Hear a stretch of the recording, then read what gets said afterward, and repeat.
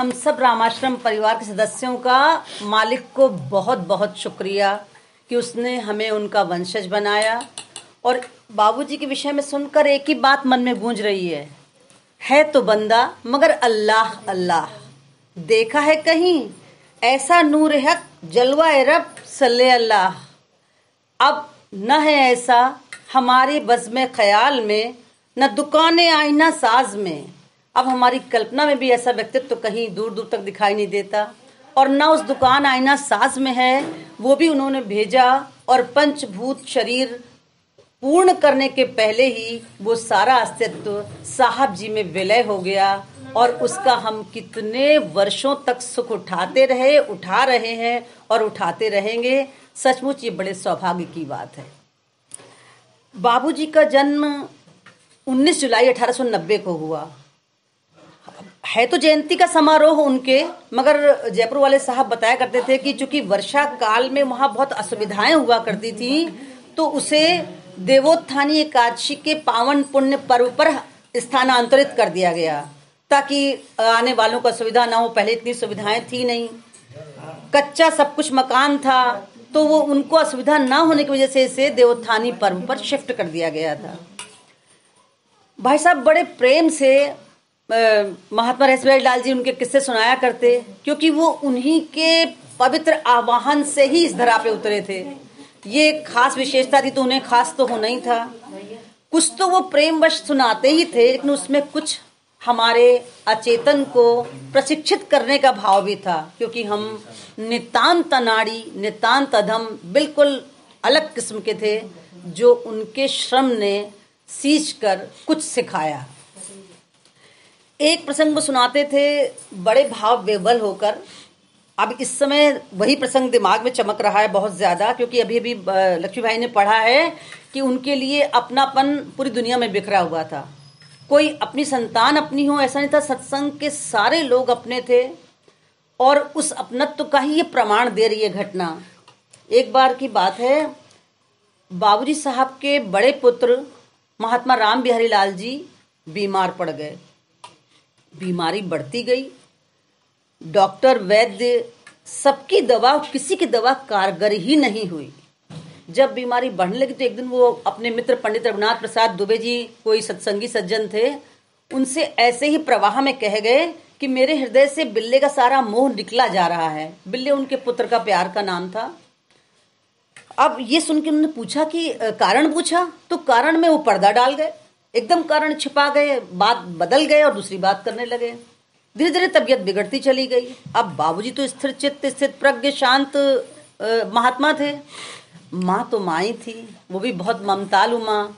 जब उन्होंने देखा कि बाबूजी साहब शांत बैठे हैं और तबीयत दिन पर दिन बिगड़ती चली जा रही है, तो उनके हृदय का सारा प्रेम, विवशता, क्रोध, पीड़ा, सारा कुछ क्रोध बन के उबल गया।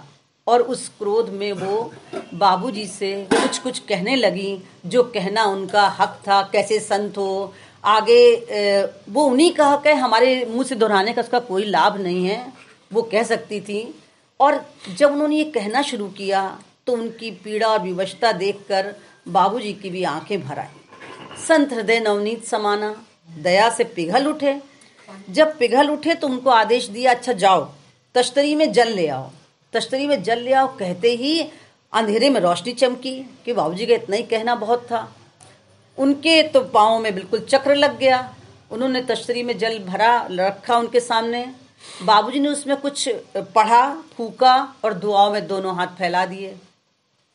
जब दोनों हाथ फैला दिए, माताजी सारी मुद्रा को देख रही हैं, तो उनमें जो प्रेरणा और प्राण उत्साह का संचार हुआ वो अभूतपूर्व था। उन्होंने तश्तरी का जल उठाया धीरे से।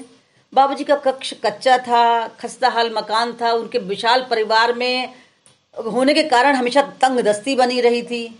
दो दो आने की चटाइयाँ बिछी रहती थी वहां पर, उस पर सब बैठ के सत्संग करते थे।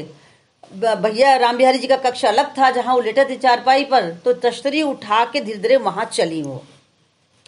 अब चल तो कम नहीं थी, दौड़ अधिक रही थी, क्योंकि मन में लाडले की कुशलता का इतना उत्साह था कि वो दौड़ के बाबूजी के कक्ष से बाहर निकल गई। और जब राम बिहारी भैया के कक्ष में आई देहली पर, तो पहले देहली का चलन बहुत ज्यादा था, देहली पर नीचा फर्श, और सारा मस्तिष्क ध्यान सब कुछ बालक में था, कुछ और होश ही नहीं था। पैर कहीं रख रही थी, कहीं पड़ रहा था। पड़ा पैर, ठोकर खाई, वो तश्तरी का जल कच्चे फर्श पर पलट गया। अब कच्चे फर्श पे पलट गया, बहुत कोशिश की अंजुरी से कुछ जल उसका तश्तरी में आ जाए, लेकिन क्रूर काल था, मिट्टी बन के बैठा हुआ था, सारा जल उसने सोख लिया। बमुश्किल अगला दिन कटा, अगली रात काटना मुश्किल हो गया। अगले दिन सवेरे, उस रात के बाद बेचारे भाई साहब जी का, रामबारी लाल जी का परलोक गमन हो गया। अब परलोक गमन के बाद जो उनकी चीख उभरी है, दर्द उभरा है, पीड़ा उभरी है, उसको कैसे उन्होंने सहन किया और कैसे उन्होंने मैनेज किया और सारे सत्संग परिवार को किया, ये बिल्कुल अभूतपूर्व बात है। वास्तव में इसकी दूसरी मिसाल मिलना ही मुश्किल है कि सत्संगी बंधुओं को संभालना, घर को संभालना। और ये जब वो सब सुना रहे थे तो हमारे लोगों का एक एक रोम कान बना हुआ था, सारा शरीर कान बना हुआ था। हम सुन रहे थे, यहाँ तक पहुँचते पहुँचते आंसू छलछला आए। तो चूंकि समझ थी नहीं, तो अज्ञात बिल्कुल मन में भाव उठा, ऐसी क्या प्रार्थना से फायदा ही क्या जब प्रभु को नहीं सुनना है। समझ उससे आगे कुछ थी नहीं। उन्होंने तुरंत बोला, आशा, नो प्रेयर गोज अनआंसर्ड। तब तो हम ये समझे थे कि इत्तेफाकन उनकी बात हमारी बात से मिल गई है। बाद में जाने कि उन सबका मन उनके लिए आईना था। वो प्रश्न वहां छप गया, उसका उन्होंने उत्तर दिया, नो प्रेयर गोज अनआंसर्ड। और एक छोटा सा प्रसंग सुनाया कि एक लड़का स्टूडेंट था उनका, उसके पिता नहीं थे, माँ शैय्याग्रस्त थी, बेड रिडन थी, बहुत रोग थे उसको। तो वो आता था तो उन्होंने उसको दुआ सिखा दी कि भाई सब कुछ कह के बाद में कहना, ये मैं बहैसियत इंसान मांगता हूँ, आगे तू ही जानता है मेरे लिए क्या भला है। लड़का ग्रेजुएशन कर रहा था, उसने सोचा कि मैं पास हो जाऊं तो घर को आर्थिक सपोर्ट करूंगा, तो वो अपने नौकरी की और तरक्की की दुआ मांगता रहा। हुआ क्या कि जब रिजल्ट आया तो वो फेल हो गया, मगर एक अप्रत्याशित सत्य घटित हुआ कि माँ बिल्कुल ठीक हो गई, सारी रिपोर्ट नॉर्मल, सब कुछ ठीक हो गया। तो जाके रोने लगा भाई साहब जी के पास। तो उन्होंने कहा कि तुमने प्रार्थना की और फिर ये कहा, प्रभु ने जो समझा ठीक कर दिया। पिता थे नहीं सिर पर, माता ठीक हो गई, उसको उत्साह मिला, माँ को स्वस्थ चलते फिरते देखकर अगले साल वो पास हो गया। तो जो प्रेयर हम करते हैं, उस दिन एक नई सीख मिली, वो प्रेयर कभी व्यर्थ नहीं जाती। जहां प्रभु उसको काम में लाना चाहते हैं, काम में ला लेते हैं और वो मसला हल हो जाता है। अभी अभी रखियो ने पढ़ा, एक बहुत प्यारी बात तो मन में गूंज उठी कि कर्तव्य पालन के लिए बाबूजी बहुत सजग थे। और इससे जुड़ा ये प्रसंग कम से कम भाई साहब जी ने 3 बार सुनाया होगा, इतनी इसकी महत्ता है। 3 बार सुनाया होगा उन्होंने हम लोगों को, क्योंकि आजकल एक चीज बड़ी कॉमन है कि लोग शॉर्टकट चाहते हैं, सफलता मिल जाना। हम भी वैसे ही थे।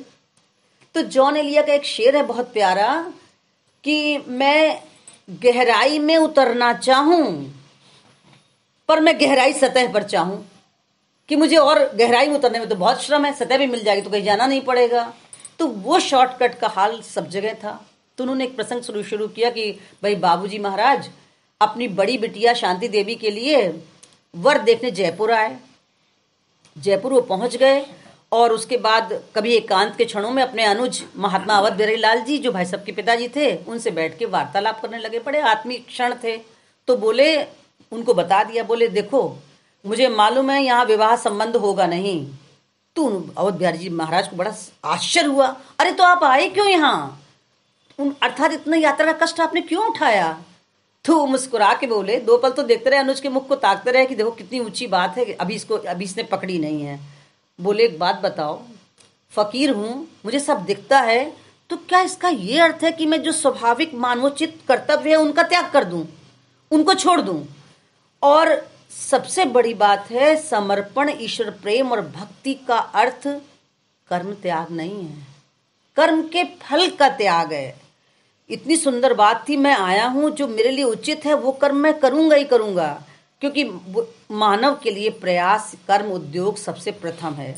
और यहीं पर हमने देखी संत की गरिमा, प्रतिष्ठा, उसके आदर्श की सत्यता, कि उस सब कुछ जानते हैं फिर भी मनुष्योचित कर्म करने वो कहाँ से कहाँ पधारे और हम कैसे शॉर्टकट ढूंढा करते हैं। उन्होंने इस बात से निरत्तर हो गए। महात्मा अवध बिहारी लाल जी बिल्कुल चुप हो गए। बात तो सच है कि हम कर्म करना कैसे छोड़ दें, मालूम हो तो हुआ करे, है तो मनुष्य ही, तो ये बात सच है तो बंदा मगर अल्लाह अल्लाह। उसके बाद उन्होंने ये सुनाकर बहुत गौर से सब हम लोगों को देखा, और ये सब जो उनसे वार्तालाप करते रहे वो जानते होंगे कि वो इतना गूढ़ प्रश्न करते, कहो क्या ख्याल है, और उस समय उनकी दोनों भवें ऊपर चली जाती, हाथ प्रश्न सूचक मुद्रा में सामने आ जाता। ऐसी शक्ति प्रवाहिनी मुद्रा होती थी कि ये सुनने के बाद जो कुछ उन्होंने कहा वो खुद ब खुद आत्मा में जज्ब हो जाया करता था। और क्या पता उन्हें ज्ञात हो कि आज 17 साल बाद आज हम उसी प्रसंग को सत्संग में साझा कर रहे होंगे। उनके सुना है वो ये बात भी बिल्कुल पक्की ही है, एब्सोल्युटली करेक्ट वाली बात है। तो जब हमने ये उनके इस प्रश्न को सुना तो हम क्या उत्तर देते, जड़ बैठे थे बिल्कुल, कुछ कहीं खोए हुए, कहीं बिल्कुल गुमे हुए, कोई उत्तर नहीं दे पाए।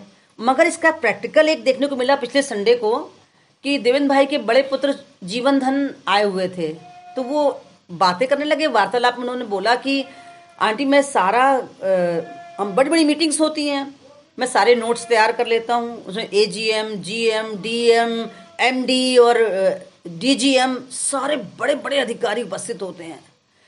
उन अधिकारियों की उपस्थिति, बड़े बड़े मसले, आज तक कभी भी कोई छोटा सा नुस्ख शिकायत नहीं हुई उन्हें, काम से कोई कहीं फ्लॉ निकला ही नहीं, दोष रहित।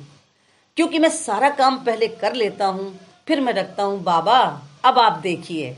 फिर बाबा ऐसा देखते हैं कि आज तक प्रशंसा के अलावा, बड़ाई के अलावा कुछ मिला नहीं। तो कितना बड़ा सत्य उसने कहा कि पहले मैं सारा परिश्रम खुद करता हूँ एक एक, उसके बाद कहता हूँ बाबा देखिए। यही उनकी सीख का अर्थ था कि हम अपना सारा परिश्रम करें, उद्योग करें, और उस उद्योग के बाद समर्पण कर दें। जो उन्हें करना होगा वो अपने आप फल देंगे ही देंगे। ये तो बाबूजी से संबंधित बात हुई। आज एक खास दिन है, चिल्ड्रंस डे, वो भी है। भाई हमारे प्रधानमंत्री तो हमारे बाबूजी ही हैं। जवाहरलाल नेहरू के लिए तो देश में सब लोग कह ही रहे हैं, हमारे प्रधानमंत्री रामराष्ट्रम परिवार के मुखिया वही हैं।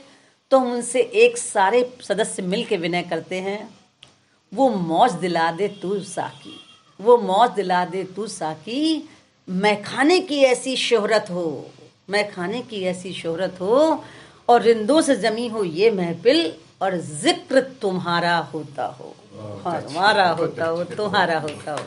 धन्यवाद।